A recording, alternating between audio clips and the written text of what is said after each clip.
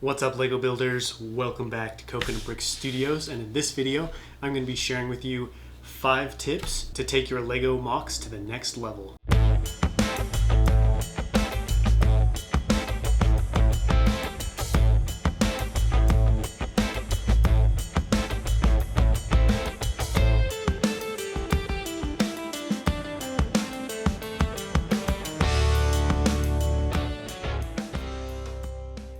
So as a LEGO Star Wars mock builder, I get asked probably pretty much weekly how people can improve their mocs, what mocs they should build, what minifigures they should include, all kinds of mock related questions. So I decided to put together a video giving you guys 5 in-depth tips on how to take your mocs from what they currently are and improve and make them better. Now, these aren't 5 ways that are guaranteed to make your mocs better, and some of these you might already be doing, but I'm hoping, giving out this many, there will be at least 1 or 2 that will help you, and you'll be able to see some positive results in your mocs. All that being said, I'm no expert at mock building. I learned all of these tips the hard way by not doing them and having the result of, not so great mocs. I have definitely built plenty of those. All right, tip number 1 is the more pieces you use, the better your mock is going to look, or the more realistic it's going to look.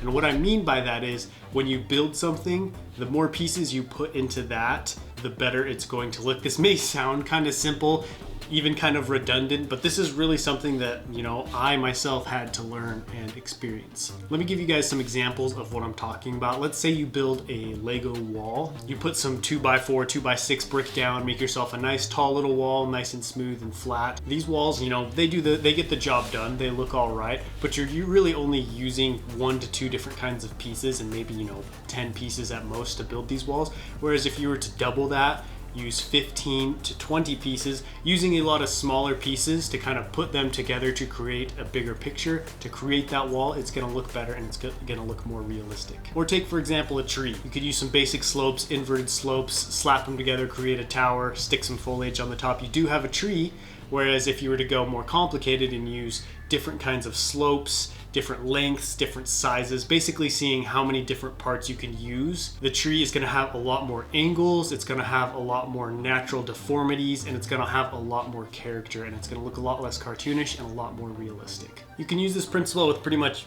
anything you build. Obviously, it's gonna be up to you what you want to look more detailed and what you want to look less detailed, right? Sometimes you don't need your rock work to have that level of detail. I didn't do that with Kato Nemoidia. You can see, those of you who have seen the updates have seen, I'm doing some pretty simple techniques with the rock work. I could get a lot fancier. However, that would mean more parts, more time designing, and more time building. So it's a case-by-case thing. It doesn't always guarantee your mock looks better, but it's definitely something to take into consideration. Tip number 2 is going to be use at least 1 new technique each mock. I say this because sometimes it can get easy to fall into the rut of using the same techniques over and over again. I am definitely guilty of this all the time, and something I've tried to do recently is try 1 new thing each time, whether it's doing a different kind of free form, building a circular mock instead of a square one, building more vertical instead of building out horizontal, or even using some new kind of technique that you've never seen before or never used before. This will also help you use pieces in your collection that you previously thought were useless or thought you weren't really going to use.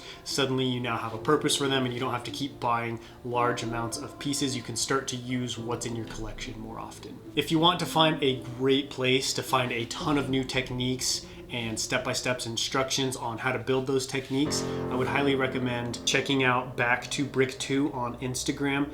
They have this tips and bricks thing where they show you how to do different kinds of rock work, different levels of detail for different kinds of roofing, walls, basically anything you can imagine. And often they'll even show you 3 different ways, 3 different levels of a basic version, moderate version, and then a difficult, more detailed version. So you can get not only different techniques to use, but different levels of difficulty if you're not ready to tackle something super crazy or you don't have the pieces for that. All right, step number 3 is going to be something that I am actually still fairly new at, and that is going to be light up your mocs. This year was actually the first year I started lighting mocs. Utapau was the first large scale mock that I ever lit, and it made a huge difference in the mock. because, you know, Utapau was big, deep, and cavernous, and so on the inside it was actually kind of dark, and using the lights gave me an extra boost inside the Moc, so I didn't have to blast tons of light down onto the Moc. I actually had it lit from within, so it made the Moc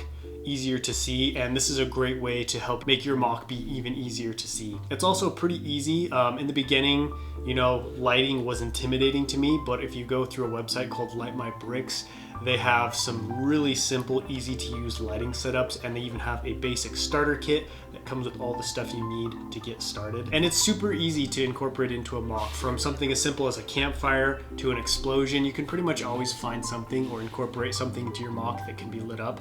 That will help also make it look more realistic and more authentic. Tip number 4 is gonna be minifig placement. This one is really critical and really important. This is another tip that I use that really took my Mocs from here all the way up to here. The reason minifig placement is so important is because as cool as your Moc is, as cool as the techniques are and stuff, it's going to be a backdrop for a story that you're telling, and the minifigures are going to help tell that story. Obviously the Moc is going to be part of that as well, but if you have just a Moc with no minifigures, you don't have as much context and you don't have as much of a story. So when you've got minifigures in there that are posed well and placed well, it takes your Moc from something that's cool to look at to something that tells you a story and gives you a lot more entertainment. If you're interested on finding some new posing techniques and ways to pose your minifigures, I recently put out a video on how to pose your minifigures and like what kind of sticky tack to buy in order to like put the arms in all different kinds of positions. I'll put a link to the video up top and put it down below in the description if you're interested in checking that out. All right, step number 5. This one doesn't have so much to do with building Mocs as it does the mindset that you're in. This tip is measure the success of your builds off of your previous Mocs and not the Mocs or builds of other people. And take pride in your ability to grow, improve, use new techniques, expand what you thought you could do. This will help you to stay positive and not get burnt out, not get down on yourself or give up, because there's always going to be someone who's better than you. No matter how good you get, you know, there's always someone who's been doing it longer, who has more bricks, more skills. And this was definitely a tough one for me and one I still struggle with, but tapping into that mindset really helped set me free from a lot of stress and a lot of frustration of being like, man, no matter how good I do, there's always people who are better than me, and that's true, but I've started to try and focus more on how have my Mocs improved from my previous ones, and I can go back and I can look at those and I can see how far I've come, and the ability to realize in the future I'll be even better and I'll be putting out even better Mocs, and then if I just keep moving and progressing and practicing. That being said, I'm not saying to ignore others' work. Part of getting better is learning from those more skilled and being aware of what others are doing, right? Don't just close yourself off and ignore everything else. You want to be aware of what other people are doing and learning from them and their Mocs. Well guys, that wraps up my 5 tips to take your LEGO Mocs to the next level. Don't forget to let me know what you thought of this whole video down below in the comments, and make sure to let me know which tip was your favorite, or if you have any tips of your own, feel free to leave them down there for others. If you like this video, don't forget to leave me a big thumbs up, and of course, if you're new to the channel, please consider subscribing so you don't miss out on any future content. But until next time, happy building.